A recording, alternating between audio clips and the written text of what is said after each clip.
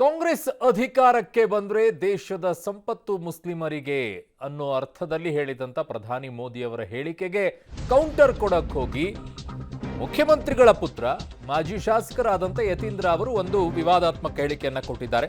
ಹಿಂದೂಗಳ ಮಂಗಳಸೂತ್ರ ಮುಸ್ಲಿಮರ ಪಾಲಾಗಲಿದೆ. ಲೋಕಸಭೆಯ ಹೊತ್ತಲ್ಲಿ ಕಾಂಗ್ರೆಸ್ ವಿರುದ್ಧ ಈಗ ಮೋದಿ ಧರ್ಮಾಸ್ತ್ರವನ್ನ ಪ್ರಯೋಗ ಮಾಡಿದ್ದಾರೆ. ಮೋದಿ ಟೀಕಿಸೋ ಭರದಲ್ಲಿ ಸಿಎಂ ಪುತ್ರ ಯತೀಂದ್ರ ಅವರು ವಿವಾದಾತ್ಮಕ ಹೇಳಿಕೆಯನ್ನ ಕೊಟ್ಟಿದ್ದಾರೆ. ಬಿಜೆಪಿ ಅಧಿಕಾರಕ್ಕೆ ಬಂದ್ರೆ ಹಿಂದೂ ಮಹಿಳೆಯರ ಮಂಗಳಸೂತ್ರ ಮಾತ್ರವಲ್ಲ, ಎಲ್ಲಾ ಧರ್ಮೀಯರ ಮಕ್ಕಳು ಗಂಡಂದಿರನ್ನ ಕಳೆದುಕೊಳ್ಳುತ್ತಾರೆ. ಬಿಜೆಪಿ ಕೋಮುಗಲಭೆ ದೊಂಬಿ ಮೂಲಕ ಮಕ್ಕಳನ್ನ ಸಾಯುವಂತೆ ಮಾಡ್ತಾರೆ, ಒಬ್ಬರನ್ನೊಬ್ಬರು ಬಡಿದಾಡಿಕೊಳ್ಳುತ್ತಾರೆ ಅಂತ ಸಿಎಂ ಪುತ್ರ ಮಾಜಿ ಶಾಸಕ ಯತೀಂದ್ರ ಅವರು ಹೇಳಿಕೆಯನ್ನ ಕೊಟ್ಟಿದ್ದಾರೆ. और पहले जब उनकी सरकार थी उन्होंने कहा था कि देश की संपत्ति पर पहला अधिकार मुसलमानों का है. इसका मतलब ये संपत्ति इकट्ठी करके किसको बांटेंगे? जिनके ज्यादा बच्चे हैं उनको बांटेंगे. जिनको मनमोहन सिंह जी की सरकार ने कहा था कि संपत्ति पर पहला अधिकार मुसलमानों का है.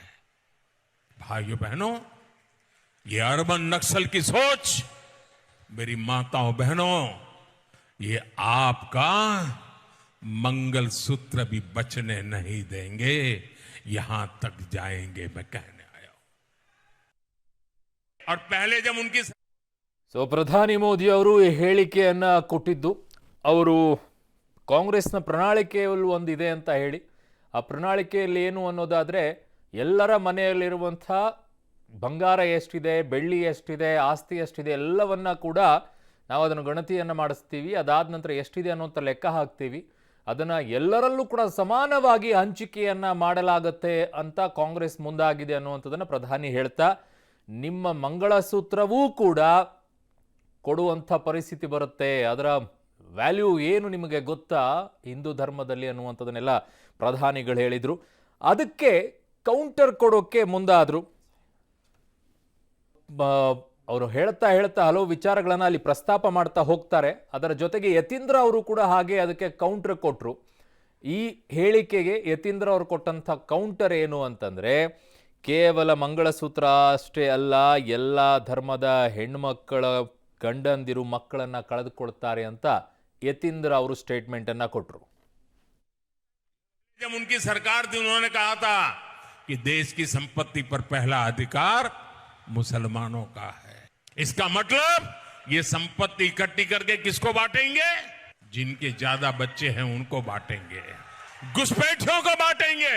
क्या आपकी मेहनत की कमाई का पैसा घुसपैठियों को दिया जाएगा?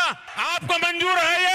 ये कांग्रेस का मैनिफेस्टो कह रहा है कि वो माताओं बहनों का सोने का हिसाब करेंगे, उसकी जड़ती करेंगे, जानकारी लेंगे और फिर उस संपत्ति को बांट देंगे और उनको बांटेंगे जिनको मनमोहन सिंह जी की सरकार ने कहा था कि संपत्ति पर पहला अधिकार मुसलमानों का है. भाइयों बहनों, ये अर्बन नक्सल की सोच, मेरी माताओं बहनों, ये आपका मंगलसूत्र भी बचने नहीं देंगे.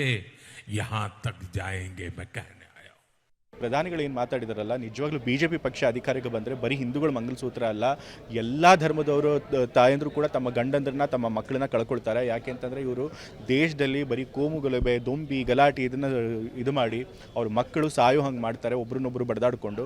ಮತ್ತು ಶಿಕ್ಷಣ, ಉದ್ಯೋಗ ಇದನ್ನು ಯಾವುದೂ ಕೊಡದೆ ನಮ್ಮ ಮಕ್ಕಳನ್ನು ಈ ರೀತಿ ಕೋಮು ಗಲಭೆ, ಗಲಾಟೆಗಳಲ್ಲಿ ತೊಡಗಿಸಿ ಅವರು ನಿರುದ್ಯೋಗಿಗಳಾಗಿ ಅಶಿಕ್ಷಿತರಾಗಿರೋ ಹಾಗೆ ಮಾಡ್ತಾರೆ. ಸಮಾಜನ ಅಧಪತನಕ್ಕೆ ತಗೊಂಡು ಹೋಗೋ ಕೆಲಸ ಮಾಡ್ತಾರೆ. ಹಾಗಾಗಿ ಇವತ್ತು ಪ್ರಧಾನಿಯವರು ಏನು ಮಾಡಿದಾರಲ್ಲ, ವೋಟ್ ಕೇಳೋ ಹೆಸರಲ್ಲಿ ಏನು ಹೇಳಿಕೆಗಳು ಕೊಟ್ಟಿದ್ರಲ್ಲ, ಅತ್ಯಂತ ತುಚ್ಛವಾದಂತೂ. ಪ್ರಪಂಚದ ಯಾವ ಪ್ರಜಾಪ್ರಭುತ್ವದಲ್ಲೂ ಕೂಡ ಈ ರೀತಿ ಒಬ್ಬ ಪ್ರಧಾನಿ ಇಂಥ ಮಟ್ಟಕ್ಕೆ ಇಳಿಯೋದಿಲ್ಲ.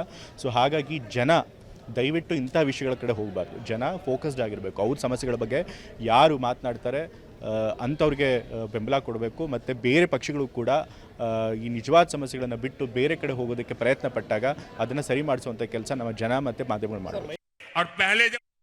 ನನ್ನ ಸಹೋದ್ಯೋಗಿ ದೆಹಲಿಯಿಂದ ಶಬೀರ್ ನಿಡ್ಗುಂದಿ ನನ್ನ ಸಂಪರ್ಕಕ್ಕೆ ಸಿಗ್ತಾ ಇದ್ದಾರೆ. ಶಬೀರ್, ಪ್ರಧಾನಿಗಳು ಉಲ್ಲೇಖವನ್ನ ಮಾಡಿದಂಥ ಮ್ಯಾನಿಫೆಸ್ಟೋ ಅಲ್ಲಿ ಎಲ್ಲರ ಮನೆಯಲ್ಲಿರುವಂಥ ಬಂಗಾರ, ಚಿನ್ನ, ಆಸ್ತಿಯನ್ನು ನಾವು ಅಣತಿಯನ್ನು ಮಾಡಿಸಿ ಅದನ್ನು ಸಮಾನವಾಗಿ ಹಂಚಿಕೆಯನ್ನು ಮಾಡಲಾಗುತ್ತೆ ಅನ್ನುವಂಥದ್ದು ಕಾಂಗ್ರೆಸ್ನ ಮ್ಯಾನಿಫೆಸ್ಟೋಲ್ಲಿ ಇದೆಯಾ ಮುಖ್ಯವಾಗಿ? ಅದರಿಂದನೇ ಇದು ಆರಂಭವಾದಂತ ಹೇಳಿಕೆ. ಅರುಣ್ ನೋಡಿ, ಕಾಂಗ್ರೆಸ್ನ ಮ್ಯಾನಿಫೆಸ್ಟೋ ಅಲ್ಲಿ ಕೆಲವು ಕಡೆಗೆ ಉಲ್ಲೇಖ ಮಾಡಿರುವಂಥದ್ದು ಮತ್ತೆ ರಾಹುಲ್ ಗಾಂಧಿ ಅವರು ಕೂಡ ತಮ್ಮ ಭಾಷಣದಲ್ಲಿ ಹೇಳಿರುವಂಥದ್ದು, ಈ ದೇಶದಲ್ಲಿ ಶ್ರೀಮಂತಿಕೆ ಅನ್ನುವಂಥದ್ದು ಅಥವಾ ಸಂಪನ್ಮೂಲ ಅನ್ನುವಂಥದ್ದು ಕೆಲವು ವ್ಯಕ್ತಿಗಳ ಬಳಿಯಲ್ಲಿ ಶೇಖರಣೆ ಆಗ್ತಾ ಹೋಗ್ತಾ ಇರುವಂಥದ್ದು, ಇದು ಒಳ್ಳೆಯ ಬೆಳವಣಿಗೆ ಅಲ್ಲ. ಹೀಗಾಗಿ ಮುಂದಿನ ದಿನಗಳಲ್ಲಿ ನಮ್ಮ ಕಾಂಗ್ರೆಸ್ ಸರ್ಕಾರ ಅಧಿಕಾರಕ್ಕೆ ಬಂದ್ರೆ ಈ ರೀತಿಯಾಗಿ ಬಹಳ ದೊಡ್ಡ ಪ್ರಮಾಣದಲ್ಲಿ ಒಬ್ಬ ವ್ಯಕ್ತಿಯ ಹತ್ರ ಏನು ಆಸ್ತಿ ಶೇಖರಣೆ ಆಗಿದೆ, ಸಂಪನ್ಮೂಲ ಶೇಖರಣೆ ಆಗಿದೆ, ಅದನ್ನು ನಾವು ಎಲ್ಲರಿಗೂ ಕೂಡ ಹಂಚುವಂತ ಕೆಲಸವನ್ನ ಮಾಡ್ತೀವಿ ಅನ್ನುವಂತಹ ಮಾತನ್ನ ರಾಹುಲ್ ಗಾಂಧಿ ಅವರು ಹೇಳಿದ್ರು. ಕಾಂಗ್ರೆಸ್ನ ಮ್ಯಾನಿಫೆಸ್ಟೋ ಅಲ್ಲೂ ಕೂಡ ಈ ಅಂಶವನ್ನ ಉಲ್ಲೇಖಿಸುವಂತ ಕೆಲಸವನ್ನ ಮಾಡಿದ್ರು. ಅಂದ್ರೆ ಅಲ್ಲಿ ಬಹಳ ಸ್ಪಷ್ಟವಾಗಿ ಉಲ್ಲೇಖಿಸಿರುವಂತ ಅಂಶ ಏನು ಅಂದ್ರೆ ಸಂಪತ್ತಿನ ವಿಕೇಂದ್ರೀಕರಣವನ್ನ ಮಾಡುವಂತದ್ದು ಅನ್ನುವಂತಹ ಒಂದು ವರ್ಡ್ ಅನ್ನು ಕೂಡ ಅಲ್ಲಿ ಬಳಸುವಂತ ಕೆಲಸವನ್ನ ಕೂಡ ಮಾಡಿದ್ದಾರೆ. ಅದನ್ನ ಪ್ರಧಾನಮಂತ್ರಿ ನರೇಂದ್ರ ಮೋದಿ ಅವರು ರಾಜಕೀಯವಾಗಿ ಬಳಸಿಕೊಳ್ಳುವಂತ ಪ್ರಯತ್ನವನ್ನ ಈ ಹಂತದಲ್ಲಿ ಮಾಡ್ತಾ ಇರುವಂತದ್ದು ಬಹಳ ಸ್ಪಷ್ಟವಾಗಿ ಗೊತ್ತಾಗ್ತಾ ಇರುವಂತದ್ದು. ರಾಜಸ್ಥಾನದಲ್ಲಿ ಅವರು ಮಾತನಾಡಬೇಕಾದಂತ ಸಂದರ್ಭದಲ್ಲಿ ಮಹಿಳೆಯರ ಚಿನ್ನವನ್ನ ಕೂಡ ಲೆಕ್ಕ ಹಾಕಲಾಗುತ್ತೆ, ಅದನ್ನ ಕೂಡ ಬೇರೆಯವರಿಗೆ ಹಂಚಲಾಗುತ್ತೆ, ವಿಶೇಷವಾಗಿ ಮುಸ್ಲಿಮರಿಗೆ ಹಂಚಲಾಗುತ್ತೆ ಅನ್ನುವ ರೀತಿಯಾದಂತಹ ಹೇಳಿಕೆಯನ್ನು ಕೊಟ್ಟಿರುವಂತದ್ದು. ಈಗ ಇದು ರಾಜಕೀಯವಾಗಿ ಸಾಕಷ್ಟು ಆರೋಪ ಪ್ರತ್ಯಾರೋಪಗಳಿಗೆ ಕಾರಣ ಆಗಿರುವಂತದ್ದು. ಅರುಣ್, ಓಕೆ ಶಬೀರ್, ನಿಮ್ಮೆಲ್ಲ ಮಾಹಿತಿಗೆ ಧನ್ಯವಾದಗಳು. कि देश की संपत्ति पर पहला अधिकार मुसलमानों का है। इसका मतलब ये संपत्ति इकट्ठी करके किसको बांटेंगे? जिनके ज्यादा बच्चे हैं उनको बांटेंगे, घुसपैठियों को बांटेंगे। क्या आपकी मेहनत की कमाई का पैसा घुसपैठियों को दिया जाएगा? आपको मंजूर है ये कांग्रेस का मैनिफेस्टो कह रहा है कि वो माताओं बहनों का सोने का हिसाब करेंगे, उसकी जड़ती करेंगे, जानकारी लेंगे और फिर उस संपत्ति को बांट देंगे और उनको बांटेंगे जिनको मनमोहन सिंह जी की सरकार ने कहा था कि संपत्ति पर पहला अधिकार मुसलमानों का है। भाइयों बहनों, ये अर्बन नक्सल की सोच, मेरी माताओं बहनों, ये आपका मंगलसूत्र भी बचने नहीं देंगे, यहां तक जाएंगे मैं कहने। ಪ್ರಧಾನಿಗಳು ಏನು ಮಾತಾಡಿದಾರಲ್ಲ, ನಿಜವಾಗ್ಲೂ BJP ಪಕ್ಷ ಅಧಿಕಾರಕ್ಕೆ ಬಂದರೆ ಬರೀ ಹಿಂದೂಗಳ ಮಂಗಲಸೂತ್ರ ಅಲ್ಲ, ಎಲ್ಲ ಧರ್ಮದವರು ತಾಯಂದ್ರು ಕೂಡ ತಮ್ಮ ಗಂಡಂದ್ರನ್ನ ತಮ್ಮ ಮಕ್ಕಳನ್ನ ಕಳ್ಕೊಳ್ತಾರೆ. ಯಾಕೆ ಅಂತಂದರೆ ಇವರು ದೇಶದಲ್ಲಿ ಬರೀ ಕೋಮು ಗಲಭೆ, ದೊಂಬಿ, ಗಲಾಟೆ ಇದನ್ನು ಇದು ಮಾಡಿ ಅವ್ರ ಮಕ್ಕಳು ಸಾಯೋ ಹಂಗೆ ಮಾಡ್ತಾರೆ, ಒಬ್ರನ್ನೊಬ್ಬರು ಬಡ್ದಾಡಿಕೊಂಡು. ಮತ್ತು ಶಿಕ್ಷಣ, ಉದ್ಯೋಗ ಇದನ್ನು ಯಾವುದೂ ಕೊಡದೆ ನಮ್ಮ ಮಕ್ಕಳನ್ನು ಈ ರೀತಿ ಕೋಮು ಗಲಭೆ, ಗಲಾಟೆಗಳಲ್ಲಿ ತೊಡಗಿಸಿ ಅವರು ನಿರುದ್ಯೋಗಿಗಳಾಗಿ ಅಶಿಕ್ಷಿತರಾಗಿರೋ ಹಾಗೆ ಮಾಡ್ತಾರೆ.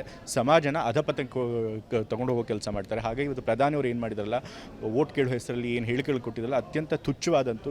ಪ್ರಪಂಚದ ಯಾವ ಪ್ರಜಾಪ್ರಭುತ್ವದಲ್ಲೂ ಕೂಡ ಈ ರೀತಿ ಒಬ್ಬ ಪ್ರಧಾನಿ ಇಂಥ ಮಟ್ಟಕ್ಕೆ ಇಳಿಯೋದಿಲ್ಲ.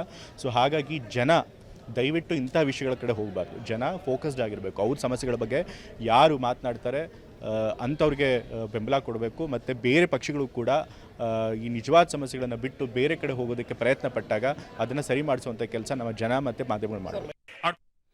ಮೊನ್ನೆ ಮಾಜಿ ಶಾಸಕರಾದಂಥ ಯತೀಂದ್ರ ಅವರು ಪ್ರಧಾನಿಗಳು ಹೇಳಿರುವಂಥ ಮಾತಿನ ತಾತ್ಪರ್ಯಕ್ಕೂ ನೀವು ಹೇಳ್ತಾ ಇರುವಂಥ ಮಾತಿನ ತಾತ್ಪರ್ಯಕ್ಕೂ ವ್ಯತ್ಯಾಸ ಇದೆ. ನೀವು ಹೇಳ್ತಾ ಇರೋದು ಗಂಡಂದಿರು ಸಾಯ್ತಾರೆ, ಮಕ್ಕಳು ಸಾಯ್ತಾರೆ, ಮಂಗಳಸೂತ್ರ. ಅವ್ರು ಹೇಳ್ತಾ ಇರೋದು ನೀವು ಸಮಾನವಾಗಿ ಸಂಪತ್ತನ್ನು ಹಂಚಿಕೆ ಮಾಡ್ತೀರಲ್ಲ, ಆಗ ಬಂಗಾರವೂ ಕೂಡ ಮಂಗಳಸೂತ್ರ ಬರುತ್ತೆ, ಅದನ್ನು ಕೂಡ ಹಂಚುವಂಥ ಕೆಲಸ ಮಾಡ್ತೀರಾ ಅನ್ನೋ ಅರ್ಥದಲ್ಲಿ ಹೇಳಿದ್ದಾರೆ. ನೀವು ಸಾಯೋ ಮಟ್ಟಕ್ಕೆ ಹೋಗ್ತಾ ಇದ್ದೀರಪ್ಪ, ಅದೇನೋ.